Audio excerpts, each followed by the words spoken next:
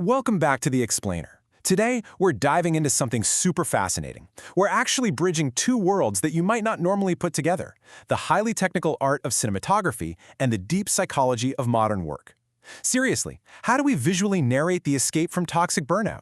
How do you take an invisible feeling, that absolute crushing weight of the modern grind, and translate it onto a screen?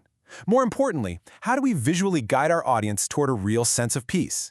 Well, buckle up, because we're going to break it all down right here. There are way easier places to work, but nobody ever changed the world on 40 hours a week. That's from Elon Musk, and man, let's dive right into this because it absolutely hits the nail on the head when it comes to the relentless pressure of modern productivity. It is the literal heartbeat of the rise and grind mentality. It's this pervasive idea that true success demands overexertion, that you have to sacrifice a balanced life and basically define your entire existence by your professional output. But think about it. What happens when that mindset becomes the default setting for a whole society? Well, you get $136.4 billion. Yeah, billion with a B. That is the staggering estimated annual cost of fatigued workers in the U.S. economy, and that's just in health-related lost production time. The academic data here is crystal clear. When workers are pushed into this constant fight-or-flight state, continuously pumping out cortisol, it literally breaks them down, physically and mentally. This level of intense, nonstop exertion, it's completely unsustainable. For sure, it leads straight to depression, anxiety, and severe burnout. So, here is our roadmap for today's explainer. We're hitting the hustle culture illusion, metaphors of burnout, the happy depressed look, seamlessly transitioning mindsets, slowing down time, and finally, finding the drawn state. We're going to treat this whole breakdown just like the narrative arc of a short film, moving from the core problem straight through to the cinematic solution.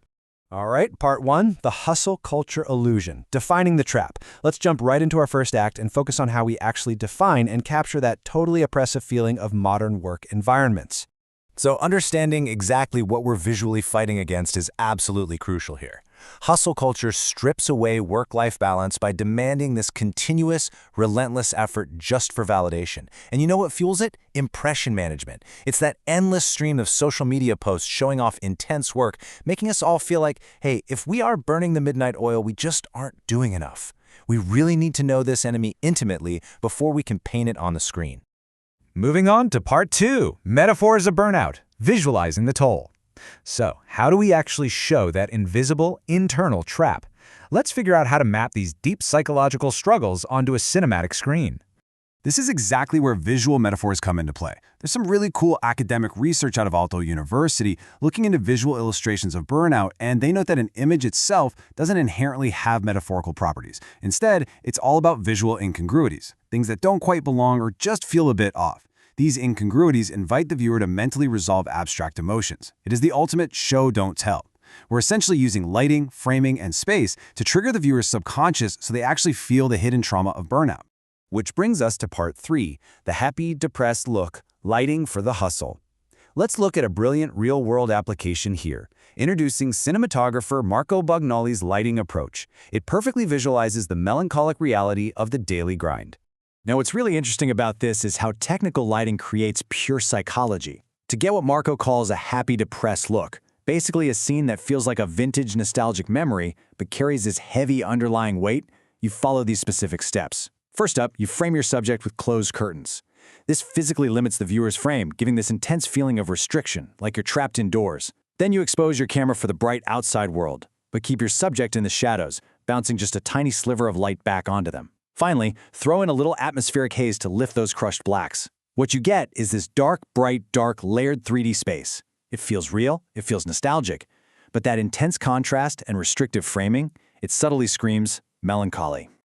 Next up, part four, seamlessly transitioning mindsets, breaking the cycle. Because look, our visual journey doesn't end in the dark. We need an escape. Let's shift gears and explore how editing techniques can literally and metaphorically break the cycle of overwork. When you're transitioning a character out of a burnout phase, editors rely on seamless transitions to keep the momentum going while entirely shifting the narrative. Now, whip transitions and frame blocking are super popular for matching camera movement, sure, but the Luma key? That is particularly profound here. A Luma key transition removes either the shadows or the highlights from an image to blend two clips together.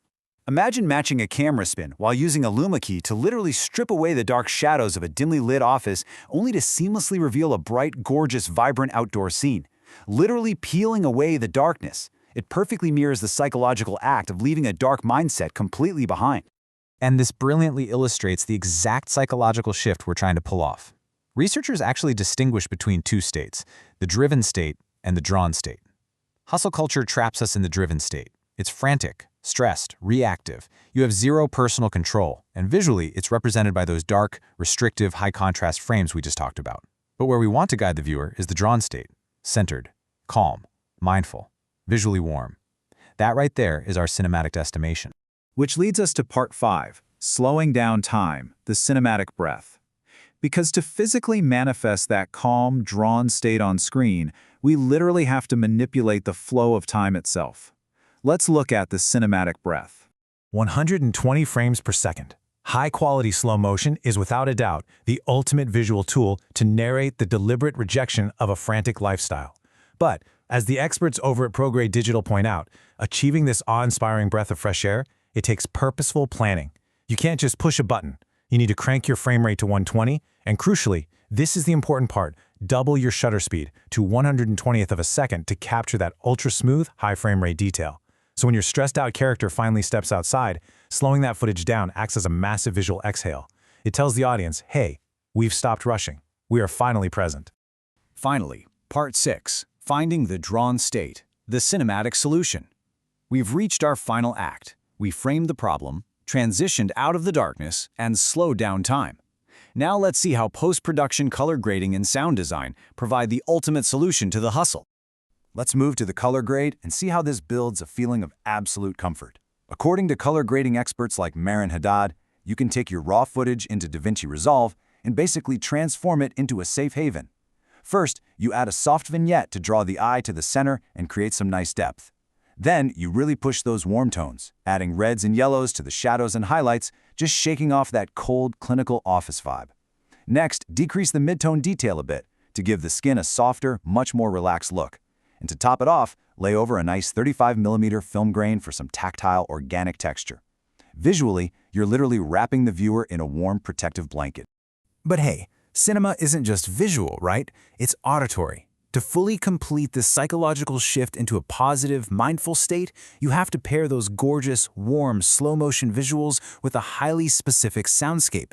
A track like Cinematic Ambient Piano, featuring gentle, smooth, relaxing instruments like piano, strings, and ambient pads, just completely strips away the frantic noise of the hustle. It subtly and smoothly anchors that drawn state, finalizing the emotional journey of the entire piece.